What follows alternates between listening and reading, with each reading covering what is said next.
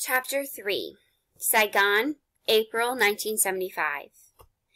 In Saigon, we rented a two-story dwelling on the street of French-style houses. A few blocks away lay the seat of the government, Tao Lap Palace, where all the Vietnamese presidents had lived. Unable to adjust to the foreign environment of this new house, my brother and I ran up and down the stairs, peeking through every room and observing the busy world outside through the cracks of the sealed front windows. Neither one of us fully understood why we ended up there. With the adults in the household lost in their worries, we were free to roam the place. Saigon was in chaos. Nguyen Van Thia, the South Vietnam president, unexpectedly quit his term on April 23, 1975. Gathering his personal belongings as well as his assets, he had fled the country. In an attempt to calm the populace, Congress had appointed Tran Van Huan to be the country's new president. He, in turn, set a new record for serving the shortest presidential term in Vietnam's history, 4 days. On the afternoon of April 27th, at the request of Congress, a new president, Duong Van Minh, appeared outside Independence Hall to greet a welcoming crowd. Minh reignited the trust of his people by making lots of exciting promises. However, like the teetering government, his lofty plans eventually crumbled. Through the adults' conversations, I learned that my mother had taken us to Saigon with the intention of fleeing the country if and when the government failed. In our first few weeks there, she established a web of connections and obtained all the necessary passports and airplane tickets so we could leave any time we wanted. However, each time we planned on leaving Vietnam, my grandparents refused to join us.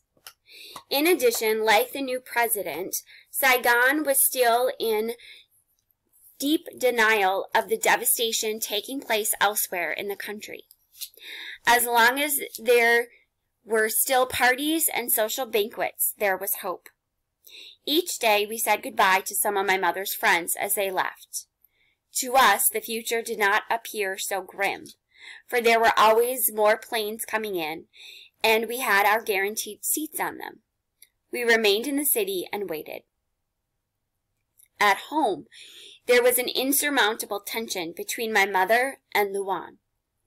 The maid tried to keep out of my mother's way, but it was an impossible task, because my mother seemed to be all over the place all the time. Without her bank work to keep her busy, she seemed on the verge of a breakdown. Her erratic behavior got even worse after we received a piece of information from back home via my mother's older sister. My aunt informed us that since the communists had claimed Nha Trang on April 2nd, she and her family had been robbed several times at gunpoint.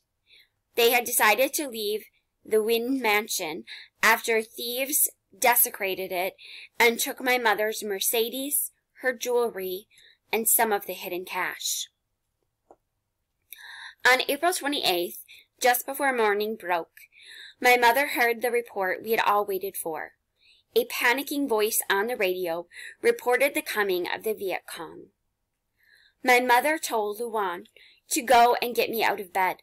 Without a word of explanation, Luan took me to the basement, a 12 by 15-foot hole that the owner had dug under the kitchen floor as a hiding place in the event of war.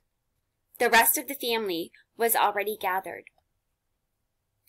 In the far corner, my grandmother sat like a statue near a dim light. In her hand, she held a string of beads collected from under the Bodhi tree, where the Buddha once sat to seek enlightenment. The tips of her fingers moved the beads in a methodical manner. Her eyes were tightly shut, and her lips whispered an inaudible prayer. Next to her, my grandfather huddled at the only table in the room, covering his ears, trying to block out the terrifying noises outside.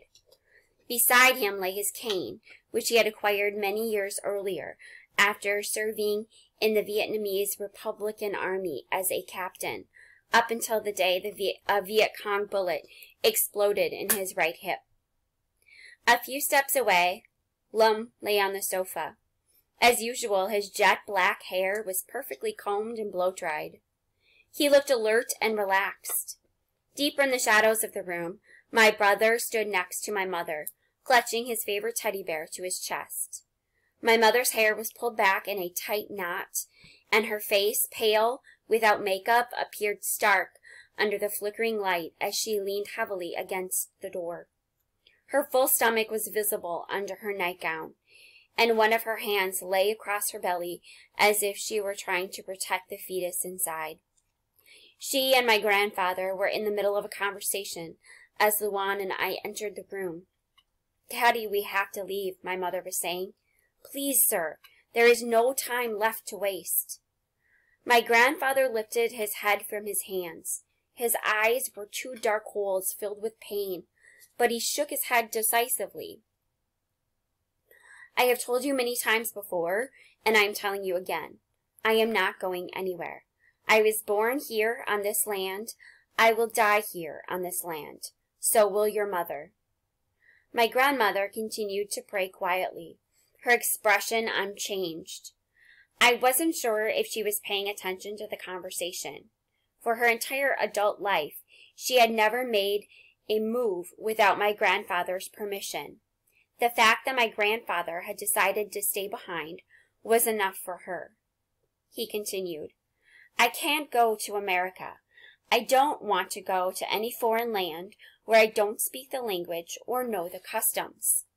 I'd rather die here by the Viet Cong's hands, among my ancestors, than live like a ghost among strangers. You go. Take the children and go. Stop wasting time waiting around for your mother and me. We'll be fine. Don't worry about us. I'm a 64-year-old decrepit man. No one in this world, not even the worst kind of Cong, would be heartless enough to hurt an old man and his feeble wife. Don't stay here because of us." My mother was not convinced. "Please, Daddy, think of the children. You know I can't leave you and Mother here alone. But if I stay, the children will suffer." "I am not going anywhere," my grandfather insisted. "Nothing you can say will change my mind." My mother understood her father's dedication to his country, but she also knew that Vietnam was beset with racism. Through generations of defiance, as they struggled against Chinese, Japanese, and French oppression, this bias had been ingrained in every Vietnamese person. My mother feared what it would do to my brother and me in the future. 9 years before, when an American civil engineer working in Saigon had hired my mother as a translator, a romance had blossomed between them. I was the result of their brief liaison. My fair skin and curly hair spoke clearly of my father's dominant genes. Perhaps because my appearance made him recognize his own mortality, or because of my mother's irresistible charms, before he left the country permanently, my father emptied his bank account into her hands. The 30-something thousand US he left us was a great fortune for anyone in Vietnam. My mother used this money and her connections to secure herself a partnership in a bank. A few years later, she married another American, an officer, and Jimmy, my brother, was born. Jimmy's father left Nha Trang in 1971 with the last of the American troops to go back home to his own family. He, too, was quite generous.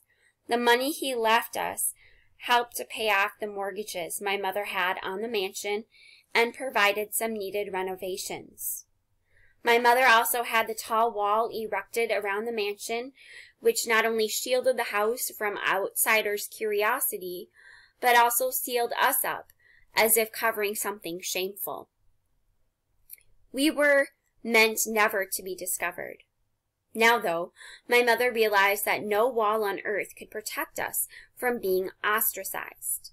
The secrets that my mother had tried to protect so desperately were impossible to hide.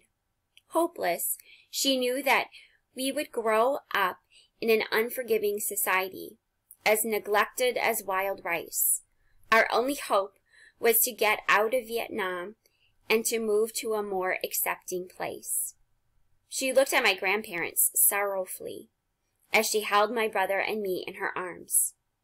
"Daddy, forgive me," she said. "For the sake of my children, I am leaving." She turned to glare at Luan, and her voice deepened. "Luan, get the suitcases." Then she told us, "Go and give your grandparents a kiss goodbye. Make it good. This will be the last time you see Grandpa and Grandma." We did as we were told. My grandmother dropped her beads on the floor to reach for us. Her tears gushed down her wrinkled face as she kissed us with all of her love. My grandfather's embrace was so tight that it cut off my air supply for what seemed like an eternity. In our ears, he whispered how much he loved my brother and me. Then at last, the embrace broke as Luan reappeared at the door with the suitcases. With her help, we changed into our clothes, packed a few belongings, and headed for the van. "Take Luan with you. Maybe she can be of help," my grandfather said, pushing the girl towards us. "What?" My mother stopped in the middle of the room. "She can't come with us. She doesn't have a ticket." Lum spoke for the first time. "So what? We all know that you are a very powerful woman and that you could move a mountain if you had to.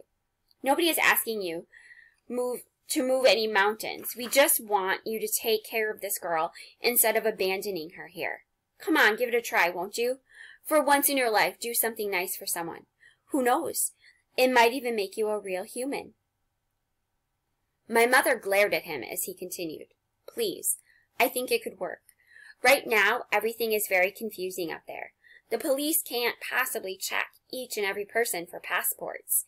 Even if they do ask for yours, the way you know people in this town, I'm sure we could still sneak her out with us. But seriously, let's be honest.